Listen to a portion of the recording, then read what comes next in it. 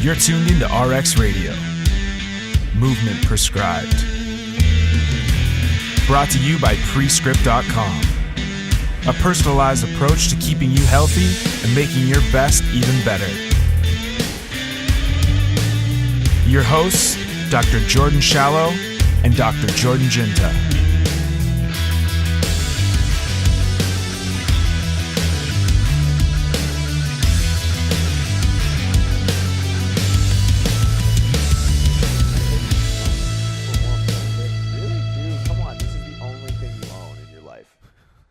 Except I don't own it. Yeah, but you can't think of it like that because everything else seems a lot more bleak and miserable if you think about that. This is the only place in my life I can go and close the door and people don't disturb me. Yeah, it's fucking incredible. I'll literally push my table aside, sit cross-legged in the middle of the room.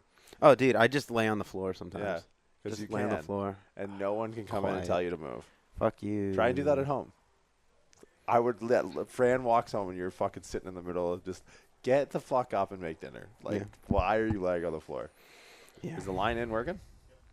So you're getting audio straight from this? All right. So we're just going to hit the old record button.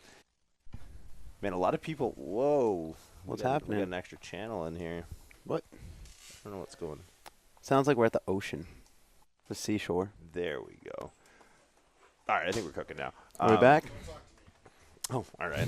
Don't talk to me either. Yeah, fuck you too, then. All right. I got a lot of feedback last week from me eating during the episode. Oh, yeah. Dude, it's a fitness podcast.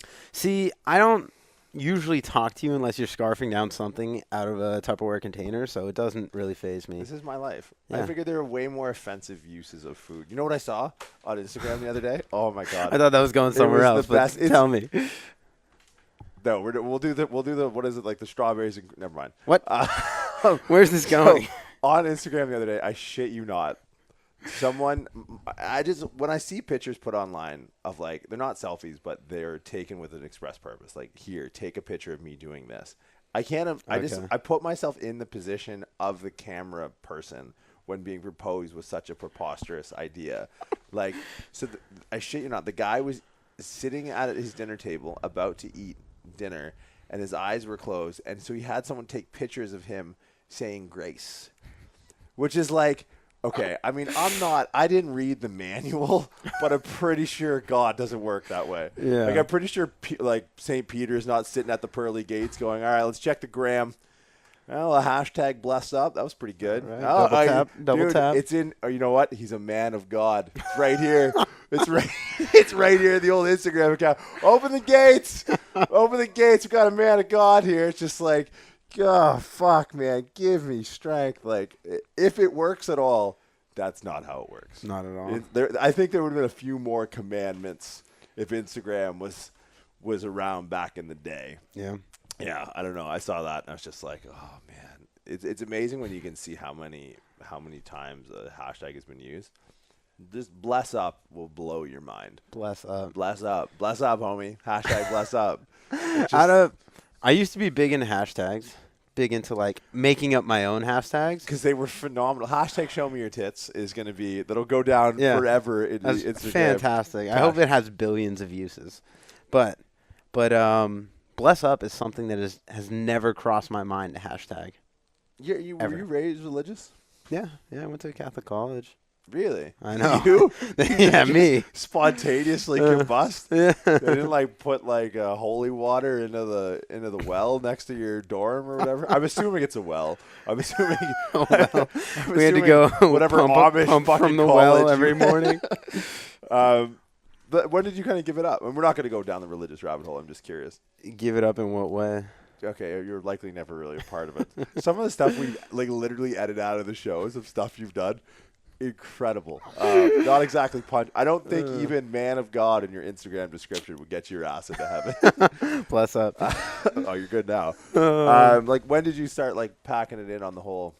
I'm not a church goer, if that's what you're goer. asking. All right. You know, I don't really know. I was, every Sunday growing up. Really? Go to church, yeah. Went to a Catholic college. My parents kind of use God as like a babysitter. Like, no, he's definitely watching. He's definitely. You're not going to get any presents under the tree. Yeah. That's a serious threat though. Like, I just remember like being 4 to like 16, and you just watch the footprint of the gifts just get a little less in the living room. Now I go home and it's a like, little less magical. what'd you do for me this year? It's like, oh, okay, that's a good point. What were you going to talk about? Tendinopathy, tendonitis? Is that where we're going with this? Where did you want to go? Yeah, we Do can we go have anything there. else? Well, so we had a few questions, and you get them a lot. Based on like tendinopathy. Tendinopathy is like his new thing. I don't really know why that word has to exist. That's like the umbrella term, right? But it's new. It's like people got sick of, that's an umbrella. We're video podcasting. I know. I got to take advantage of it now. So that's like, I don't have to explain my hand movements. Where was tendinopathy 10 years ago? Did we just not know about it because we weren't in the field? Because everything was tendonitis. Yeah. I don't. Now there's two terms: tendonitis, tendinosis, and tendinopathy. Well, that's the one that classifies either of. So that's the umbrella. That's the umbrella. I see what you have a tendinopathy. But it's just, to me, like, we all experience it to some extent, but I think the big misnomer that a lot of people need to get out of their heads right away, especially when it comes to strength sports, is tendinosis, tendonitis, or the umbrella term tendinopathy is not an overuse injury, in my opinion. It's a misuse injury, right? There's some sort of dysfunction, there's some sort of instability that's causing an irritation at where that muscle's insertion attaches into the bone. So now here's another thing you need to consider, right? Do you have a tendinopathy or tendinosis, tendonitis, or do you have an enthesopathy, right? Because there's a difference, right? The enthesis is where the tendon meets the bone. The tendonitis-opathy-osis is where the muscle meets the tendon. So in my mind, it doesn't fucking matter. No, and that's the thing. That's the light on the dashboard. That's the mechanical light on the dashboard that says we have some sort of dysfunction. So for me, it's the common ones, and maybe we should go through this. Yeah, let's do it this way. Elbows and knees are probably the most common. Hip and shoulders a little less so. Yep. Let's start elbow. Okay. I would say with the amount of overhead work done CrossFit, obviously in an Olympic lifting, that has to be a major issue, whether you're doing stuff from a pull-up bar or you're doing thrusters or EMOMs. That's really finding its way into powerlifting culture. EMOM, which is a weird thing. AMRAP also. AMRAP, so AMRAP I get because the control is yourself. EMOM I don't get because your ability to recover is so variant from person to person, right? Your ability to recover from that high threshold output is going to be so variant. So why is 60 seconds? It's equally as arbitrary as any other rest period. Well, I think it's going to be more subjective in that way, but what you need to do is play with the loading to make it appropriate, I guess, if that makes sense. Yeah. So, like, you wouldn't say ever do, like, so I guess you're saying percentage work for EMOM is fine? Yes. Yeah, absolutely, depending on the percentage, depending on the person. And EMOM, I guess you have to change the acronym a little bit, but it doesn't have to be every minute. Yeah. You could do, like, every other minute or every 3 minutes or something like that. That's a lot of words. So I would like to see in a situation like that to have a baseline biometric to go back to. I'm not a huge fan of biometrics, but if we're going to get into the weeds as far as, like, being very specific in your training, we can find specific biometric. Like, we talked a bit about HRV before. Right. If you could have something in real time, because here's the thing, like, if you're a strength coach and you're prescribing this EMOM and you're just doing it arbitrarily because it's a different loading pattern than likely a lifter's seen before, sure, there might be some benefit to the novelty adaptation that'll occur in increasing an overall workload over time. So say you're going to do this for 10 minutes or whatever. Likely in that 10 minutes, well, the point of it is in that 10 minutes, you'll have done more repetitions at higher weight than you would have if you did a 3x8 that took you fucking 25 minutes because you're taking 5-minute rest periods, right? So for me, it's like having a hard number, and I don't like bar speed because bar speed can be indicative of output. It's not indicative of like recovery. So knowing what threshold you're trying to stay above or what threshold you're trying to get under when it comes to like biometrics and being recovered for the next set, I think that'd be something to monitor within a session. That'd be pretty cool. Yeah, I guess it depends on your intent of using that style of training. Yeah. I think it's very effective in CrossFit and things that I've done like that in the past to, especially with gymnastics, actually, to help increase just overall work capacity. If you take that into strength training, that's kind of your volume cycle, like, 12 plus weeks out from competition. I think it can be very helpful there. And then in actual weightlifting, you saw how kind of haphazardly the attempts can go in competition. So I know a lot of people that'll do every 2 minutes training with at least openers leading into competition, so that they're used to taking that percentage weight if they were to, say, follow themselves in competition. And that's the thing I like about it for strength sports is the specificity of doing one rep and still getting your volume in, right? Because a lot of people, when you do rep work, you're really only doing one competition rep. Like, I know so many fucking guys that when they deadlift for volume, it's just fucking touch and go. It's like, dude, you did one real deadlift, and you did one at like 30% assistance with a rebound and like Eccentric load. It's just like the or we're using bumper plates on a fucking Texas bar, and your 300 kilos is out to the. It's like, dude, bring it in, make it competition specific. So I think EMOM, I guess, is good for people who maybe aren't good at calling on that competition execution and getting them to just lift a single. Like, people, if they're pulling lighter weight for more reps per single bout in a set, then it's like, all right, you're really only getting low threshold work in, like low percentage work in for the first rep. How well is that going to transfer when we start now getting into like a peaking or a strength phase where we got to start pulling heavy stuff for singles and doubles, right? And not singles in the sense of pulling a 1 rep max. And I think that's where they're a little bit misguided in their training. Like, I'll pull singles in training. I'm not pulling a 1 rep max in training. 1 rep max stays for the platform. So singles at a high percentage can have a intent behind that given adaptation that we're trying to drive, right? So people think, oh, if I'm lifting 1, I'm going to go prelip and chart. It's got to be 100%. It's like, no. There's a benefit to lifting singles in training, and I think EMOM or ETOM every 2 minutes on the minute, I'll put a number in there. E2. Oh, wow. Yeah. Dude. That's marketable, man. You're putting numbers and letters together. That's when I stopped paying attention in math. Once there was like an X, I was like, Y doesn't equal MX plus B. This is the alphabet. This doesn't make any fucking sense. I don't care what the curve of your line is. Okay, so back to tendonitis. So elbow pain, elbow tendonitis, medial epicondylitis, golfers or tennis elbow. Yeah. You see a lot? Yeah. Yeah, I do. What do you got? What's your go-to? Go-to in terms of treatment, in terms of diagnosis? Assessment, whether it be like maybe a takeaway self-assessment, like what potentially could be the cause of that, and then how do you go about treating it? Yeah. Maybe less so in the office, but more so like corrective exercise-wise. I mean, without giving away the plot, what do you look at first? Yeah, so the muscle docism of it's not overuse, it's misuse. Boom. That's going to catch on. Yeah, hell yeah. It applies to the majority of these situations that I see, and it's not what you're doing in the gym. It's the majority of the time we're in the Silicon Valley here. Everyone's on a computer 35 hours a day. So it's what you're doing outside of the gym 35 hours a day. Love it. I know. But it's what you're doing outside of the gym, and then what are you doing to bridge the gap between that and your exercise? If you're on a computer, you're using a mouse all day, and you kind of have these claw hands, and you're going in, you're trying to snatch a barbell over your head with full elbow extension, wrist extension, you're going to stress the fuck out of that medial elbow, the wrist flexors. So you need to be doing something in between leaving the office and putting that bar over your head to warrant loading that position, basically. So my assessment always starts with, all right, what positions are you in most commonly throughout the day? You know, if you're on a computer 8-9 hours a day, okay, then I'll usually poke around, see what the wrist flexors feel like. From there, it's what causes pain. Do you have pain? Like a lot of people say things like shampooing their head, like pressing into their head, things like that. Wrist flexion elbow. I get it. I'll kind of figure out the things that provoke it. And then the most common start to the treatment is, well, stop doing that shit that hurts.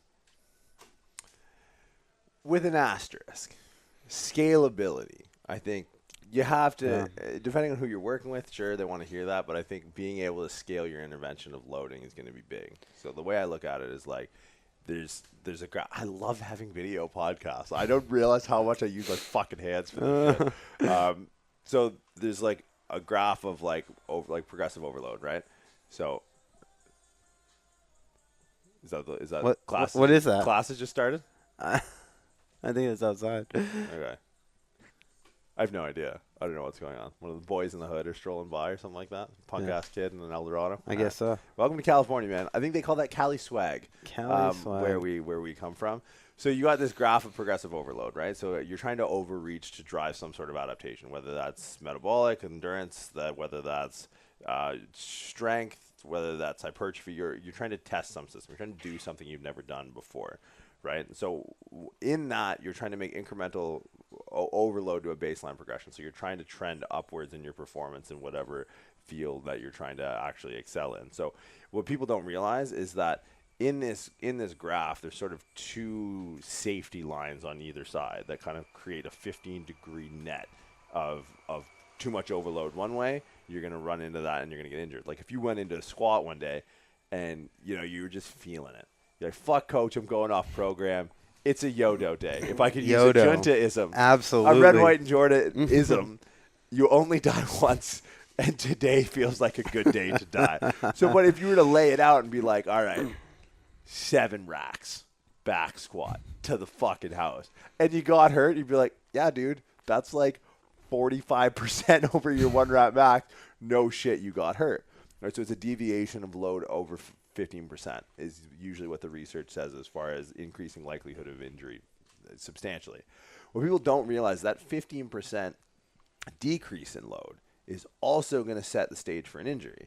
So with tendonitis issues, and you hit the nail on the head, is finding triggers, right? Because most people think it's load dependent. What I find with tendonitis issues is that it's not necessarily load dependent, it's range of motion specific, right? So it's positional. It's positional. So scaling the position doesn't necessarily mean scaling the load. So I find with elbows, take bodybuilders for example, or like kind of bro gym warriors. You can get them to do like one of the things I'll ask. Bro gym warriors. Yeah, man. That's a weird jumble of words. Trust me, that explains their whole outlook on training. Bless up. Is a jumble, hashtag bless up. Bless up. So I'll ask him like, oh, it hurts at like the elbow when I do skull crushers. And it's like, does it hurt when you do rope extensions? It's like, no. It's like, well, what's the difference, right? It's elbow extension, but it's a position of the shoulder. All right, so now the position of the shoulder is going to dictate pain. Now we need to change and scale the load of the shoulder, long head of the triceps, or we're moving into structurally more unstable positions of the shoulder. Now it's like, all right, well, dude, if it doesn't hurt doing, tricep extensions or things in a neutral shoulder position or a structurally stable shoulder position, we can still train while we promote, like, it's like in hockey, they teach you to pass where the player is going to be, not where he is. You want to create mobility and stability to where you're going to load, not to where you are. So if someone comes in and like, oh, an elbow extension or tricep extension with a rope at a neutral shoulder doesn't hurt, but it hurts when I go overhead of like a skull crusher or a single arm dumbbell extension. It's like, okay, cool. Let's do mobility work or stability work in increasing planes that you can't load elbow extension in, but we're training the shoulder to be able to prepare to stabilize in that position when we get there. Then in a few weeks, when we're just doing your rope extensions, we're going to move that shoulder angle under load and increase or change the force curve on the tricep. So hopefully your elbow tendonitis. Because then people come in, oh yeah, bro, definitely got golfer's elbow. When's the last time you swung a fucking club? You don't have golfer's elbow. Easy there. You're really more of a John Daly than a Tiger Woods there, Haas. Like I'm not seeing golf coming from this, or a Charles Barkley, if you will. One of my favorite pro-am golfers of all time. But so then that is a diagnostic criteria, right? A lot of orthopedic testing is just provocation. How can we make shit hurt? Yeah. And it's reproducibility and making shit hurt. Is the test sensitive or is it specific? If it's the negative, it rules things out. If it's positive, it's good at ruling things in. That's orthopedic testing. You've already done it for me. I can tell based off what hurts when you bench or what hurts when you do pull-ups or tricep extensions or whatever, what orthos are going to be positive. So I don't really need to do that. I don't need to aggravate the shit out of you in my office. It's like, all right, I know based off history, and then we can just plan from there. So for me, and you brought up a good point, because I think there's the idea of actually looking at the fucking elbow itself. I think the Instagram fucking physical therapy chiro world has gone so like fucking global holistic that it's just like, no, see, it's like your right hip is off and your SI joint is, and it's like, bro's elbow hurts. And whether it's physiological or psychological, if homeboy just paid you a couple $100 to take a look at his elbow, you better just look at it like, oh yeah, that's an elbow, all right. It's got some bones in there and some stuff. So I think so many people in our space, they just kind of go, no, it's you know what it is? It's security through obscurity. Right? They just try and get so fucking esoteric in their diagnosis. Like, just look at the fucking elbow first, please. Just poke it, do something. Yeah. There's just these trends that roll in and out, and it's like, okay, there's solid principles to rehab that, yes, there are exceptions to, but it's not always going to be that exception. That exception might make you seem unique and cool and different, but fuck you. A lot of times it's not that. Yeah, and you're going to get that fringe case where you hit it out of the park, and they're going to, I saw 20 other people, and then I saw him. It's like, yeah, but he treats everyone the same way for this random fucking cause of your elbow pain that 98% of the people don't fucking have. Yeah. So he's missing the boat. You're just someone that's willing to write a fucking testimonial on his Yelp page or whatever. Yeah. So for me, it's like, start with the elbow, absolutely. For lifters, I would say it primarily moves to the shoulder, but you did make a good point about the wrist and kind of tonicity through the flexors and the pronators of the wrist just based off position.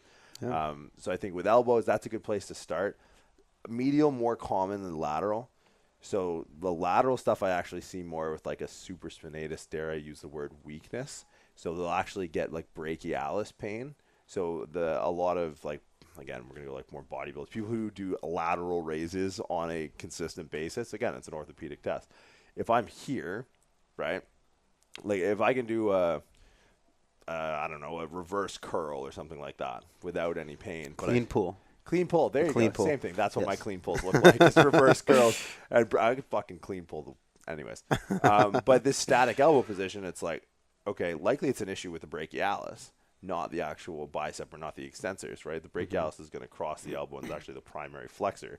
So if I'm doing a lateral raise, I'm keeping a static angle at the elbow. And what's doing that, my bicep is disadvantaged because my wrist is in a pronated position.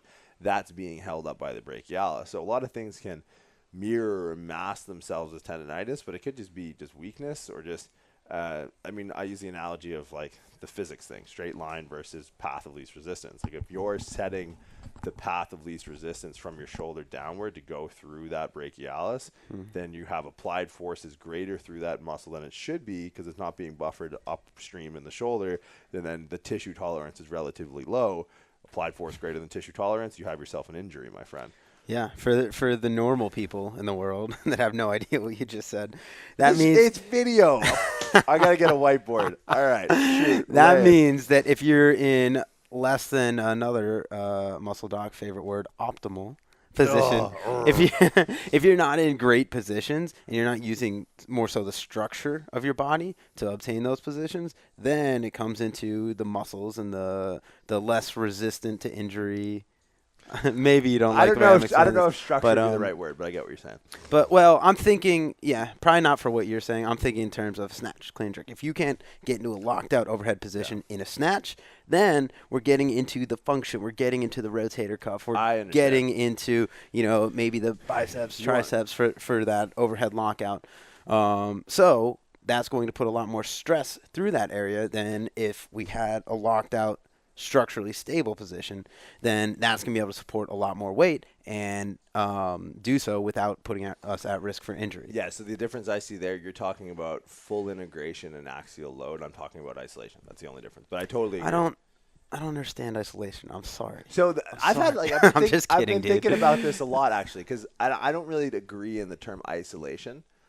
Yeah, there's no such thing as isolation. I think at best you're looking to disadvantage prime movers in the rank order in which they'd be recruited. That's how you should look at isolation. Yeah, you're looking to stress a certain area more so than it may be stressed in other positions. Muscles contract based off their size. Bigger muscles will do the job first, right? So it's hard. That's how it should be, damn it. Yeah. But bless up. Bless up. Just get some holy water here. Yeah. But is King's Cross, is that your university? No. What was your university? King's College. King's College, right? King's Cross was a place in Australia, I think. Anyway, so that was elbow. Medial more common than lateral. Extensor issues, I find that more to be like a brachialis thing. For me, stability of the shoulder. Because usually these things are going to manifest. But, too, in your training, put in gatekeepers, put in exercises that are going to force that joint in the so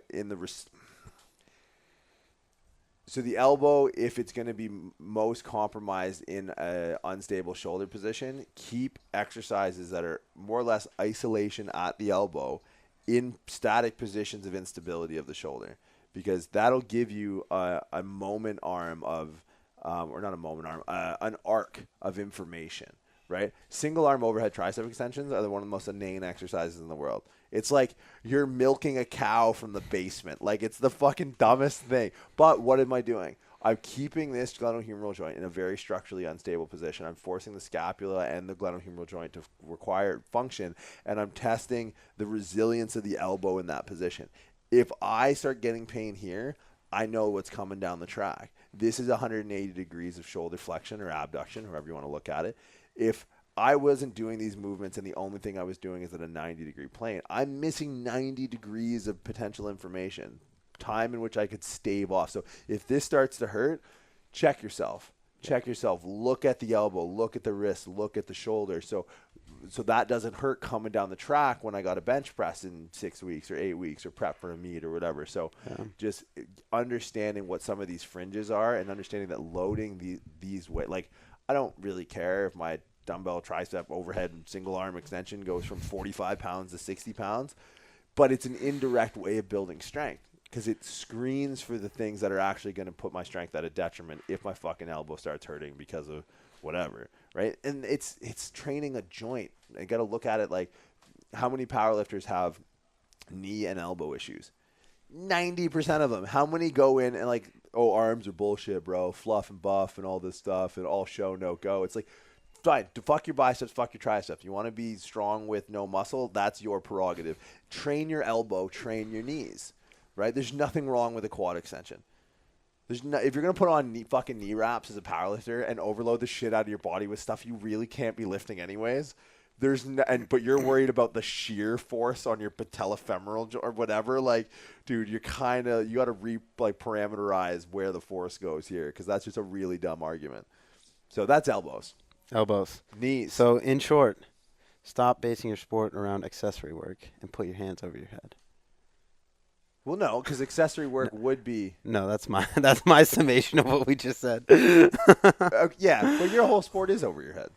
Well, yeah, that's what I'm saying. Is if you're in bodybuilding, you're putting so much stress on these what I would call accessory movements, stressing out these isolation patterns. Yeah. Then as opposed to moving through full range of motion, you're going to get that integration through full range of motion that's going to keep you in a more balanced position, take a little bit of the stress off of these very non-prime mover-ish muscles that you may be stressing out in terms of, just to increase size of a muscle and things like that. Minimum effective dose. That's what you need. Yes. That's what you need. So Agreed. On both sides too, because I think, and we're coming at this from two. So you mentioned the bodybuilding thing. You want a minimum effective dose of integration, whether that's like a full barbell over the head, just to make sure that the joints are resilient enough that you can train them continually in isolation, and that chain is going to allow for progressive overload in isolation at any one joint.